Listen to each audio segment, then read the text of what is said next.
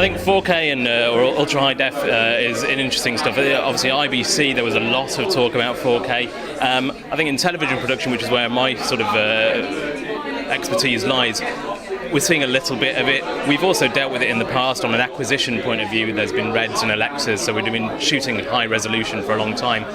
It's only when it comes to delivering in 4K that we're going to have to start changing our pipelines in a significant way.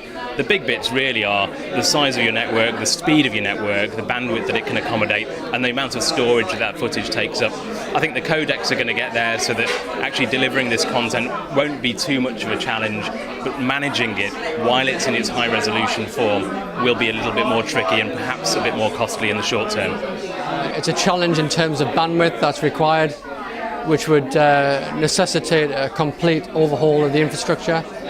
Where 4K is coming into play is with Netflix and over-the-top services, which are currently coming into play.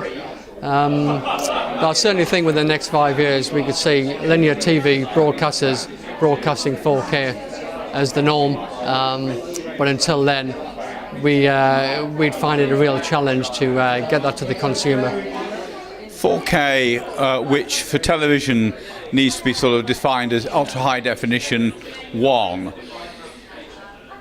is going to come in, but only when that can offer something to the consumer that looks considerably different to what HD does at the moment.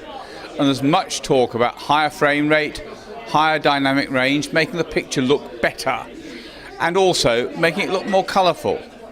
And these will come in, but not for another 2 or 3 years in the professional end, by which time standards made by SMPTE and others will be in place, and the technology actually can deliver that.